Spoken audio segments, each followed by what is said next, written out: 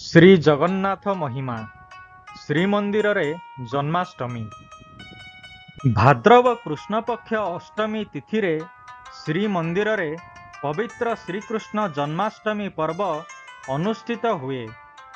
परंपरा अनुसार संध्या धूप बेशरे महाप्रभुंकु नुआ बोईराणी पत्नी लगी सहित 6 मूर्ति अलंकार लगी होइथाए।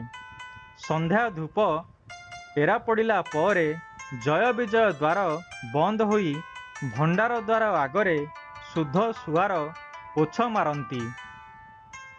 पूजा पंडा पंचवर्ण मुरुजरे सर्वत्र भद्र मंडल लेखंती। सुदु द्वार पूजा खा करती ओ पूजा पंडा पति महापात्र मुदिरस्त जन्म चकड़ारे संकल्प वाक्य मंत्र उच्चारण करी वरुण पूजा करती। रूपा पद्म पाखुड़ा ओ कृष्ण जन्मपटी भद्रमंडल उपरे रखा जाए। चित्रकार जोगाइथिबा देवकी वसुदेव नंद जशोदा लक्ष्मी उग्रसेन बलराम गार्गव ऋषि ओ कृष्ण आदि 9टी चित्र विशिष्ट चित्रपट भद्रमंडल उपरे रखा जाए। बणिया सेवक जोगाइथिबा रूपा पद्म पाखुड़ारे सुवर्ण कृष्ण प्रतिमा रखा जाई 9टी शीतल भोग पंच उपचार रे करा जाए। एहा परे दक्षिण घरु मदन मोहन रत्न सिंहासन को विजे करी आज्ञामाल भंडी प्रसाद लगी पूर्वक जन्म मंडल रे विजे करती। फूलमाल और चंदन लगी परे पंक्ति भोग पूजा पंडा पंचोपचार रे पूजा करती। एठारे पूजा पंडा गर्भ भदक और शीतल भोग परे 2 जन सेवक लुगा घोड़ाई होई वसुदेव और देवकी बेशरे श्रीकृष्ण को निशार्धरे जन्म कराई थांती। चक्षु जुगल पद्म फूल परी बक्षरे श्रीवत्स चिन्ह गलारे कौस्तुभ मणि कटी देशरे पीतांबर वैदुर्यमणि मुकुट ओ कुंडल बाहुरे बाजुबंध और हाथरे कंकण सहित श्यामल वर्ण श्रीकृष्ण जन्म चकड़ारे जन्म हुअंती। जन्मनीति शेष हेबा परे दूध लहुणी और गंडूस मसला शीतल भोग 16 उपचार रे पूजा समर्पण मणोही परे कर्पूर आलती होई रूपा थाली रे मदन मोहन विजे करी बाहर को आसंती। श्रीकृष्ण जन्मनीति श्रीमंदिर रे एक गुप्त सेवा हेतु दर्शन हुए नहीं। एही समय रे बेहेरा खुंटिया ठाकुरंकर मस्तक उपरे काठर एक सप्तफेणा बासुकी सर्प को धरी चालती। मुदिरस्त सेवक प्रसाद लगी और वंदापना करिबा परे मदन मोहन श्रीकृष्ण भावरे नाभिकटा मंडपठारे फट सेज उपरे विजे करती। एहा परे पूजा पंडा वसुधारा देई कुशरे नाभि छेदन करती। नाभि छेदन परे पंचामृतरे महास्नान मदन मोहन और रामकृष्ण को माजणा बनक लगी करा जाए। शीतल भोग मणोही और वंदापना हेबा परे महाजन माने ठाकुरं को हाथरे विजे कराई जगमोहन रे कोठ सुआसिया द्वारा बंधा जाइथिबा दोली रे विजे करांती। पूजा कोरा लडू शीतल भोग प्रसाद लगी और मणोही होई वंदापना सरिबा परे भितरे पानी पड़ी रोष घरु बड़ सिंहार भोग छेक आसिबा मात्रे रामकृष्ण 2 मूर्ति रत्न सिंहासन को एवं मदन मोहन दक्षिण घर को विजे करती। बड़ सिंहार भोग परे ठाकुर मानकर पहुड़ नीति हुए।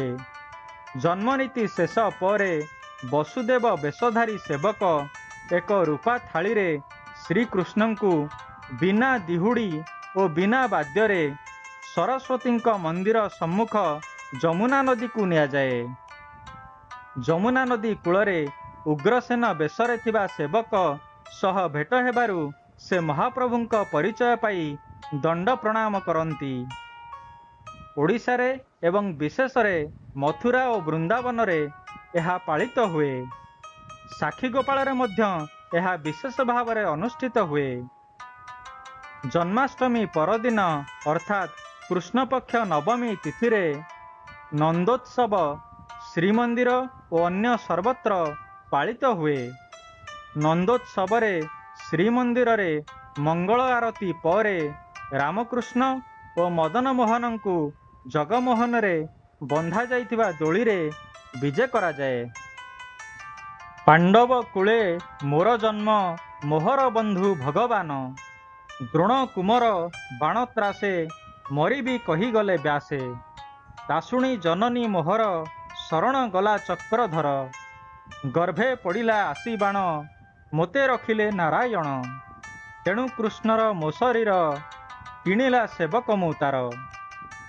ବୀର ଅଭିମନ୍ୟୁଙ୍କର ପୁତ୍ର ରାଜା ପରୀକ୍ଷିତ ବ୍ୟାସଦେବଙ୍କ ପୁତ୍ର ଶୁକମୁନିଙ୍କଠାରୁ ଶ୍ରୀମଦ୍ ଭାଗବତ ଶୁଣିବା ସମୟରେ ନିଜର ଏହି ଜନ୍ମ ବୃତ୍ତାନ୍ତ ଭାଗବତର ଦଶମ ସ୍କନ୍ଧ ପ୍ରଥମ ଅଧ୍ୟାୟରେ କହିଛନ୍ତି।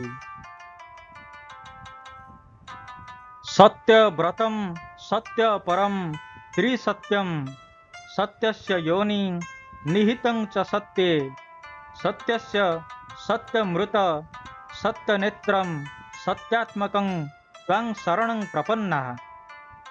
ଭଗବାନ ଶ୍ରୀକୃଷ୍ଣ ମାତା ଦେବକୀଙ୍କ ଗର୍ଭରେ ଅବସ୍ଥାନ କରିବା ହେତୁ ବ୍ରହ୍ମା, ଶଙ୍କର, ନାରଦାଦି ମୁନିଗଣ ଓ ଦେବଗଣ ନିଜ ନିଜ ଅନୁଚରମାନଙ୍କ ସହିତ କଂସର କାରାଗାରରେ ପହଞ୍ଚି ଶ୍ରୀ ଭଗବାନଙ୍କୁ ସ୍ତୁତି କରିବାକୁ ଲାଗିଲେ।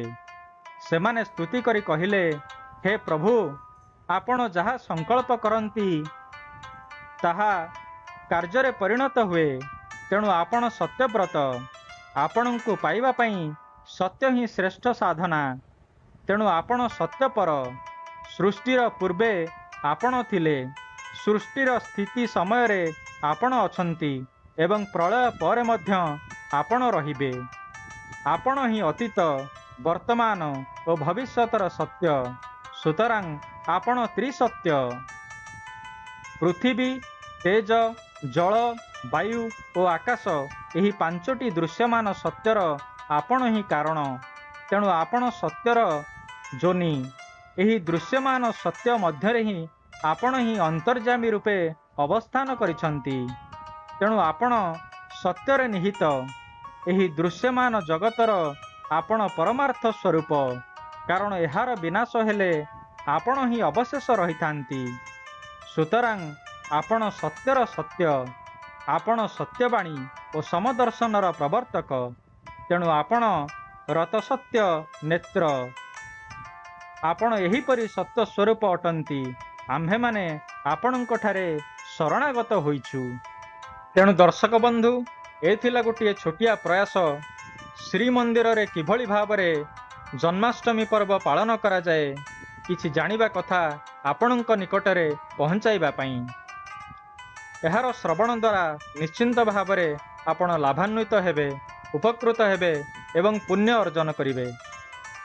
ଭଗବାନ ଶ୍ରୀକୃଷ୍ଣ ଆପଣଙ୍କର ଜୀବନର ପଥକୁ ମଙ୍ଗଳମୟ କରନ୍ତୁ। ଧନ୍ୟବାଦ।